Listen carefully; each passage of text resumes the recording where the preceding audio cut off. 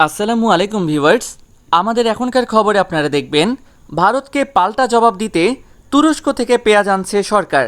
এছাড়া থাকবে খিচুড়ি রান্না শিখতে ভারত সফর, সোশ্যাল মিডিয়ায় সমালোচনার ঝড়, এই নিয়ে বিস্তারিত। এছাড়া এবার বিল্ডিং দেখতে বিদেশ যাবেন 30 কর্মকর্তা, পরামর্শ খরচই 20 কোটি, থাকবে এই নিয়ে বিস্তারিত। আরও থাকবে যে শর্তে খালেদা জিয়ার জামিনের মেয়াদ বাড়ল আরও 6 মাস, এ নিয়ে বিস্তারিত। এছাড়া থাকবে দুহাত তুলে মেজর সিনহার বোনের প্রতিবাদ। দর্শক শিরোনামে উল্লেখিত খবরের বিস্তারিত দেখতে না টেনে শেষ পর্যন্ত আমাদের সাথে থাকুন। ভারতে ইলিশের প্রথম চালান যাওয়ার দিনেই পূর্ব ঘোষণা ছাড়া বাংলাদেশে পেঁয়াজ রপ্তানি বন্ধ করল দেশটি। এই ঘোষণায় কিছুটা সমস্যা হলেও গতবারের মতো খারাপ পরিস্থিতি হবে না বলে মনে করছে বাণিজ্য মন্ত্রণালয়। গত বছরের তিক্ত অভিজ্ঞতার কারণে বেশ আগে থেকেই প্রস্তুতি নিয়ে রেখেছে সরকার। এরই ধারাবাহিকতায় তুরস্ক থেকে চলতি মাস শেষেই আসছে পেঁয়াজ। এমনকি পেঁয়াজের বাজার নিয়ন্ত্রণে রাখতে ইতিমধ্যেই প্রতি কেজি পেঁয়াজ 30 টাকায় বিক্রি শুরু করেছে টিসিবি। এর আগে গত বছরও ভারত বাংলাদেশে পেঁয়াজ রপ্তানি বন্ধ করে দিয়েছিল, ফলে দেশে পেঁয়াজের দাম বাড়তে থাকে হু হু করে। সে সময় বাড়তে বাড়তে 300 টাকায় ঠেকেছিল দাম। সোমবার বিকেলে বাংলাদেশে পেঁয়াজ রপ্তানি বন্ধ করে দেয় ভারত। তবে এদিন বাংলাদেশ থেকে ভারতে ইলিশ রপ্তানি হয়েছে 12 মেট্রিক টন। পেঁয়াজ রপ্তানি বন্ধ ঘোষণা করায় বেনাপোলের ওপারে পেট্রাপোলে আটকা পড়েছে পেঁয়াজ ভর্তি প্রায় 150টি ট্রাক। একই অবস্থা অন্যান্য স্থলবন্দরেও। ভারতের শুল্ক কর্তৃপক্ষ জানিয়েছে সোমবার কিছু নীতিগত পরিবর্তন হওয়ার কারণে পেঁয়াজের রপ্তানি বন্ধ করা হয়েছে। এদিকে পেঁয়াজের আমদানি বন্ধের খবরে নড়ে চড়ে বসেছে বেনাপোল সহ বিভিন্ন স্থানের পেঁয়াজের আমদানিকারক ও ব্যবসায়ীরা। সন্ধ্যার পরপরই খুচরা বাজারে পেঁয়াজের দাম বেড়ে বর্তমানে 65 থেকে 75 টাকায় বিক্রি হচ্ছে। এক মাস আগে দেশের বাজারে দেশি পেঁয়াজের কেজি 40 টাকার মধ্যে ছিল, আর ভারতীয় পেঁয়াজের কেজি ছিল 25 থেকে 30 টাকা। বাণিজ্য মন্ত্রণালয় সূত্রে জানা যায়, পেঁয়াজের দাম দ্রুত কমাতে জরুরি ভিত্তিতে তুরস্ক থেকে 1 লাখ টন পেঁয়াজ আমদানির সিদ্ধান্ত নেওয়া হয়েছে। এছাড়া G2G বৈঠকের পর মিয়ানমার থেকে ফের পেঁয়াজ আমদানি কার্যক্রম শুরু হচ্ছে। চট্টগ্রাম বন্দরের মাধ্যমে এই পেঁয়াজ জাহাজে করে দেশে আনবেন বেসরকারি খাতের আমদানিকারকরা। এছাড়া পেঁয়াজ আমদানির ওপর আরোপিত 5% শুল্ক প্রত্যাহারের অনুরোধ জানিয়ে জাতীয় রাজস্ব বোর্ডকে চিঠি দিয়েছে বাণিজ্য মন্ত্রণালয়। এই বিষয়ে বাণিজ্যমন্ত্রী টিপু মুন্সি বাংলা নিউজকে বলেন, ভারত বন্ধ করে দেওয়ায় একটু সমস্যা তো হবে, তারা তো আজকেই বন্ধ করলো। আমরা বিকল্প মার্কেট হিসেবে অন্যান্য দেশ থেকে পেঁয়াজ আমদানির ব্যবস্থা করে ফেলেছি। তারা আমাদের সঙ্গে কোনো ধরনের আলোচনা ছাড়াই হঠাৎ রপ্তানি বন্ধ করে দিয়েছে। আমরা তুরস্ক, চীন, মিয়ানমার, মিশর থেকে পেঁয়াজ আমদানির জন্য যোগাযোগ করেছি। তিনি বলেন, তুরস্ক থেকে আগামী 4-5 মাসের মধ্যে টিসিবির মাধ্যমে 1 লাখ মেট্রিক টন পেঁয়াজ আমদানি করা হবে। এছাড়া টিসিবি ন্যায্য মূল্যে ট্রাক সেল শুরু করে দিয়েছে। আমাদের কাছেও পর্যাপ্ত পেঁয়াজ আছে। তুরস্ক থেকে কিছু কিছু আসা শুরু হয়েছে। এই মাস শেষে তুরস্ক থেকে পেঁয়াজ চলে আসবে। ধাপে ধাপে 10 দিন পর পর 3-4 হাজার টন করে আসবে। আলোচনা ছাড়া ভারত পেঁয়াজ রপ্তানি বন্ধ করলো কেন জানতে চাইলে বাণিজ্য মন্ত্রী বলেন, ভারতের স্থানীয় বাজারে পেঁয়াজের দাম বেড়ে গেছে।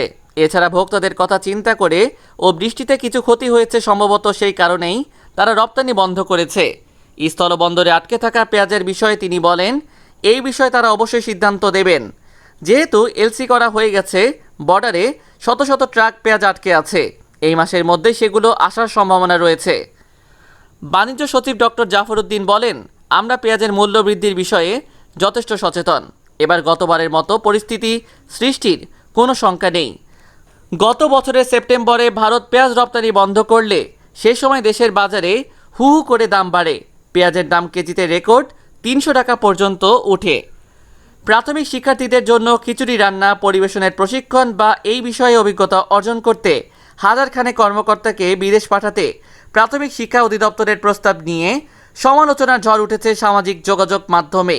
অনেকে বলছেন, রীতিমতো এটি একটি হাস্যকর প্রস্তাব। খবরে প্রকাশ, স্কুল ফিডিং প্রোগ্রামের আওতায় এসব কর্মকর্তাকে বিদেশে পাঠানো হবে। আর এই খিচুড়ি রান্না শিখতে প্রাথমিকভাবে বিদেশ যাত্রার জন্য চাওয়া হয়েছে 5 কোটি টাকা। এই বিষয়ে দেশে প্রশিক্ষণের জন্য আরও 10 কোটি টাকা চাওয়া হয়েছে। দেশে এবং বিদেশে প্রশিক্ষণ বাবদ মোট খরচ চাওয়া হয়েছে 15 কোটি টাকা।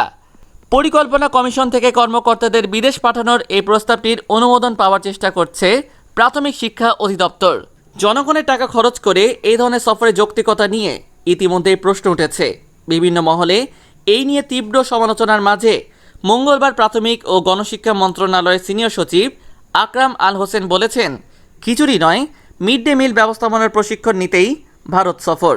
সচিবালয়ে এই সংক্রান্ত এক প্রশ্নের জবাবে তিনি বলেন, বাচ্চাদের জন্য স্বাস্থ্যসম্মতভাবে পরিবেশিত খাবারের ব্যবস্থাপনা দেখতে কর্মকর্তাদের বিদেশে পাঠানোর প্রস্তাব করা হয়েছে। খিচুড়ি রান্না শিখতে নয়, স্কুল ফিডিং পলিসির আওতায় মিড ডে মিল ব্যবস্থাপনা বিষয়ক প্রশিক্ষণ নিতেই কর্মকর্তারা ভারত যাচ্ছেন। প্রাথমিক ও গণশিক্ষা মন্ত্রণালয়ের সিনিয়র সচিব আকরাম আল হোসেনের এই বক্তব্যকেও যে কদু সেই লাউ হিসেবে দেখছেন বিশ্লেষকরা। তারা বলছেন, সচিব দাবি করেছেন, খিচুড়ি রান্না শিখতে নয়, মিড ডে মিল ব্যবস্থাপনা বিষয়ক প্রশিক্ষণ নিতেই কর্মকর্তারা ভারত যাচ্ছেন। এই মিড ডে মিলে তো আসলে খিচুড়ি রান্না হবে। সেই খিচুড়ি রান্না বা শিশুদের মাঝে পরিবেশন ব্যবস্থাপনা শিখতে বিদেশ যাওয়ার কোনো যৌক্তিকতা আদৌ নেই। এমনকি সচিব দাবি করেছেন, এই বিদেশ সফরের জন্য তারা কোনো টাকাও আবদার করেননি। এখন প্রশ্ন উঠেছে, তাহলে বিদেশ সফরের টাকা আসবে কোত্থেকে? টাকা ছাড়া কি বিদেশ সফর সম্ভব? বিশ্লেষকরা বলছেন, শিশুদের স্কুলে খিচুড়ি খাওয়ানো হবে। সেই খিচুড়ি রান্না শেখা এবং পরিবেশনের জন্য কর্মকর্তাদের বিদেশ যেতে হবে। এমন বিস্ময়কর প্রস্তাব তারা কিভাবে দিল, সেটিই ভাবনার বিষয়। বিল্ডিং দেখতে বিদেশ যাবেন সরকারের 30 কর্মকর্তা। এতে প্রত্যেক কর্মকর্তার পেছনে ব্যয় হবে 6,66,000 টাকা। এক্ষেত্রে 973 জন পরামর্শকের জন্য 19,82,65,000 টাকা ধরা হয়েছে।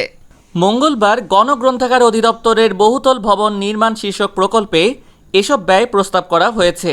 বিল্ডিং নির্মাণ প্রকল্প খাতে এই বরাদ্দ রাখা হয়েছে, যদিও প্রস্তাব ছিল আরও বেশি। সেই সঙ্গে পরামর্শক খাতে বড় অঙ্কের বরাদ্দ চাওয়া হয়েছে।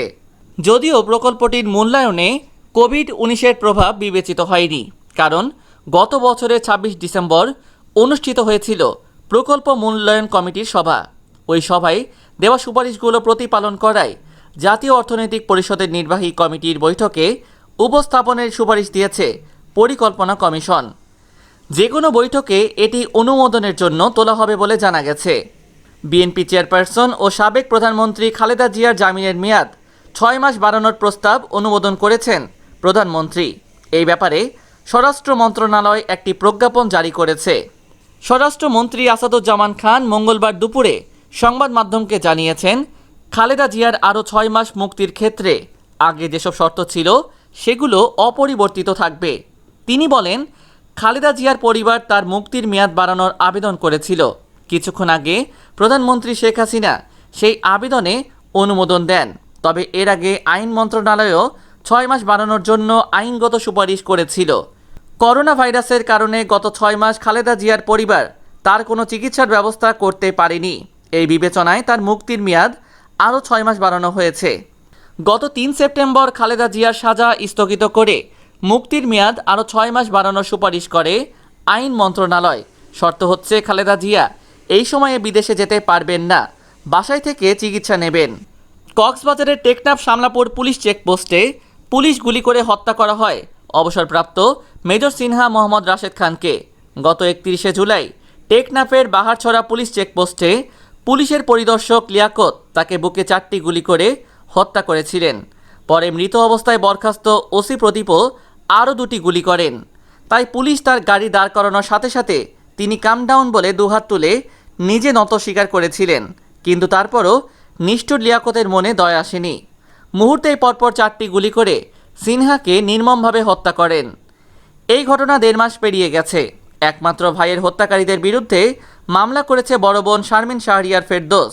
এই ওসি প্রদীপ লিয়াকত সহ 14 জন কারাগারে রয়েছেন। ভাইয়ের এমন মৃত্যু মেনে নিতে পারছেন না বোন শারমিন। তিনি বিচারের জন্য দৌড়ঝাঁপ চালিয়ে যাচ্ছেন, অব্যাহত রেখেছেন প্রতিবাদ। এবার নিজেই ঘটনাস্থলে বুকে কামডাউন প্লেকার্ড ঝুলিয়ে ভাই হত্যার অভিনব প্রতিবাদ জানিয়েছেন, চেয়েছেন দোষীদের কঠিন বিচার।